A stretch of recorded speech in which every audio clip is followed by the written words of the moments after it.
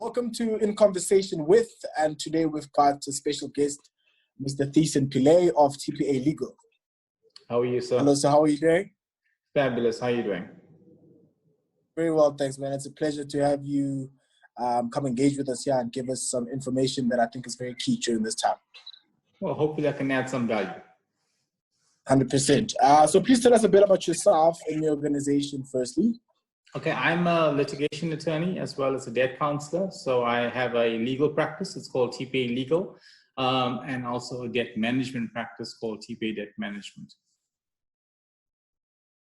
And then with debt management, I want to jump on that quickly because I think that's more right now. It's more relevant. Yeah, guys are scared, man. Majority of South Africans are concerned about money right now. Income is not coming in. Businesses are falling. There's a lot of confusion with regards to money. Most people want to even ensure that they'll be able to keep a roof over their heads over time. You know, so where does the landlord and the tenant become one in this instance? Well, what's the position of the landlords on evictions or late or unpaid rentals and so forth?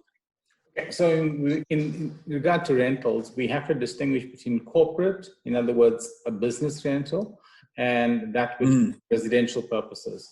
In respect of businesses, they in the commercial sector, the arrangements or the latitudes and the remedies are far less than it would be for residential. I think more propensity with the residential, at present, you cannot have anybody evicted. You cannot pass on, you can't institute proceedings to evict somebody, even if there is a court order. So there is some immediate relief. Also, you had announced that there would be a latitude in respect of rentals that were due for residential property. So presently there is temporary relief. How long and to what degree that's going to be extended, obviously time will tell as announcements are made by the government. However, in respect of becoming more, you asked me about debt counseling and etc. That before this COVID-19, we had unfortunately one of the highest percentages of our population indebted in the world. It was estimated something in the region of conservatively 60 to 65%, but more realistically, more like 70 and upwards, 70 to 75% of our population, our working population, is over-indebted. Now, what that basically means is, from your income that you're receiving, the credit accounts that you are paying, after paying that, you are left, the overwhelming majority of your income was going towards paying these debts. And in the process, very little money is left over for basic living expenses. And people started a cycle of trying to borrow money to just get by. So literally you're living off accounts simply to pay for the day-to-day needs.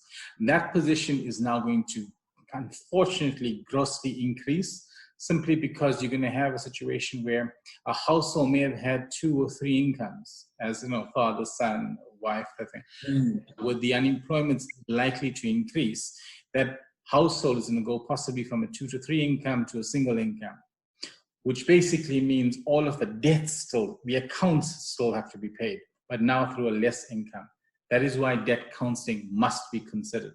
In debt counseling, what you're doing is you're reducing the payments to the creditors on average is between 40 to 60%, so that saving now, you use that for your living expenses. In this process, it protects your assets, so the sheriff can't come attach, you don't get judgments, you don't get wrapped into the legal system where you're now paying legal costs and more. And once you get grappled in that, it's just a cycle before it throttles you, and it's very difficult to recover from. And I mean, when people apply for debt, they usually ask a question of, have you gone through any debt relief? In this instance, is that a good or bad thing? If you've gone through debt relief, does that mean your credit is it negatively impacted or positively impacted? People are actually concerned about the so-called, blacklisting. And I can't quite understand that, because there's a perception, there's a wrong perception out there that debt counseling is negative. Debt counseling is positive. because during this temporary process, and I say it's temporary, because everybody that goes in it comes out of it. While in the time that you are going under debt counseling, your assets are secured. The way of your household expenses are secured. In other words, you are not going to lose your property.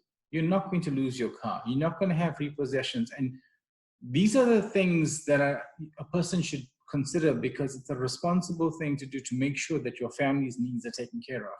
If you are earning an income and the most of it is going towards paying expenses and little towards the productive, increasing the value of your family, your children, that may not be the best decision to make. Because if you're spending all your money on accounts, you have very little money for basic things, such as food. And then what's your take on how easy it is for people to access debt? Because if you look at it, the basic minimum these days for just people to get debt, it's become so ridiculous. I mean, guys can get debt of up to 10,000 on a 7,000 salary. It's ridiculous. It's even becoming more than what you earn. Like how you get, what's your take on that? And like how because people are getting approved for debt. I mean, let's say, you mean like, because you're approving me for a 700,000 rand car while I'm rolling on a 20,000 rand salary. You know what I mean? What's your take on the guys that actually did? Okay, now that's a principle called reckless credit. It's a very important principle. Reckless credit means if a credit provider has given you credit without properly doing a test, an investigation, we call a due diligence assessment, to see if you can actually afford to pay it back. That is reckless on their part. Now, the consequences of reckless credit is that you don't have to pay it back. If the court finds that, in fact, this is a reckless credit agreement, the party benefits by not having to pay that back. It's actually a punishment on the creditor. Now, most people do not know about this. Most people also don't know that a prescribed debt is not enforced. The prescribed debt is if a debt is over 3 years and people call you and say you need to pay for a debt that's 5 or 6 years old, that's not allowed. Now, people are using their monies towards reckless credit when, in fact, I mean, when somebody is in a position and suddenly you have a lifeline, which is someone saying, hey, you can come just get 10,000 rand and so on. So this puts them in a deeper hole. This is reckless. That transaction, by giving somebody credit and forcing them to try and pay back an installment, which is unsustainable, that puts them into this position of being over indebted, and that is reckless. So when you see a debt counselor, we give a report and say, these transactions are in fact, in our view, reckless, and we submit that for confirmation by the court, and if so, you don't pay it. Oh, that's fantastic. So now let's look at the current situation people are in. There's no security in terms of job security. There's no security of income. But people must live regardless. You know, I saw the government has made available funds up to 350 for people that have no income.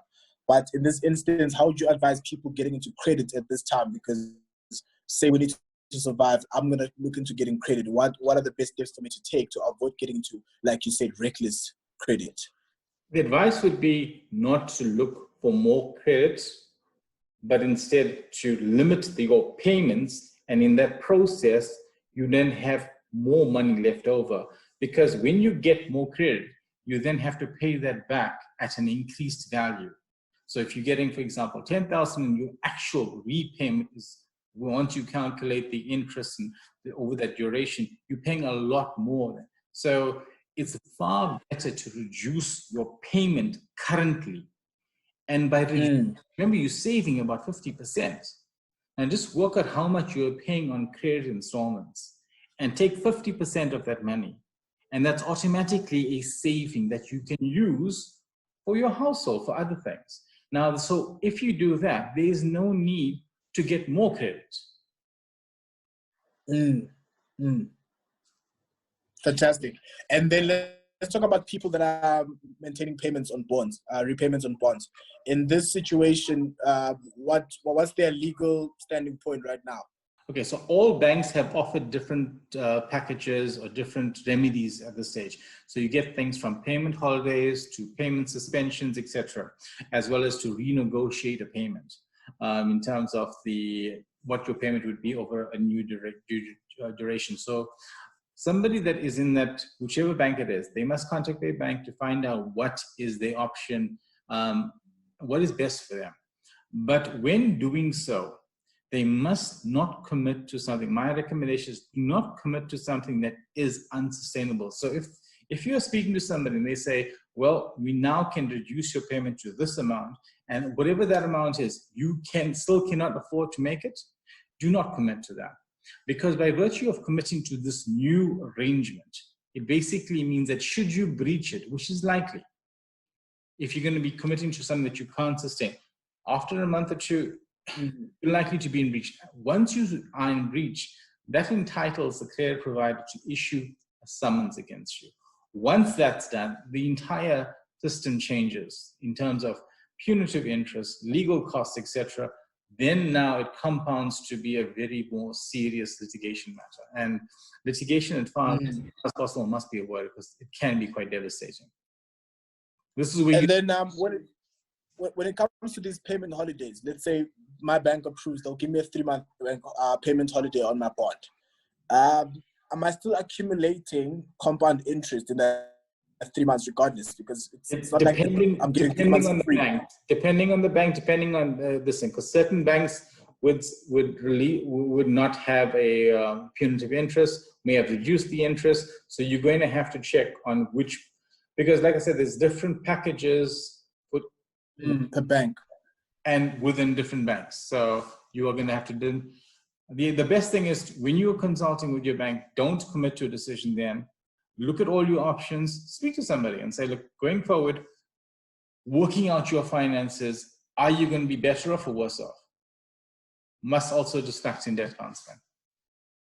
Okay, great. And then looking at a question we received from social media, someone wants to find out. So you've got a kid that's in university, yes? And then you've obviously been paying for student accommodation, but now your child needs to be home for the duration of the lockdown. But that landlord, wherever the child is going to school, is still having to pay bond repayments as well. They still have their own costs, overheads that they can't afford. So in such an instance, where does the landlord stand legally to request that money, and where does the tenant stand legally not to pay that money in this time? Okay. It's a tricky one.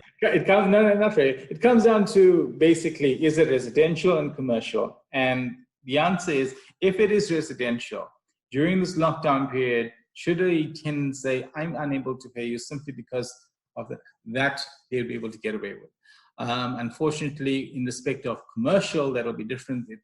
The tenant and the landlord are encouraged to negotiate and try and come up to a solution. However, with residential, it's suspended. So residentially, it's suspended. So only businesses are the ones that are carrying much more pressure because they have to negotiate at a high level. For businesses, the rules are very different.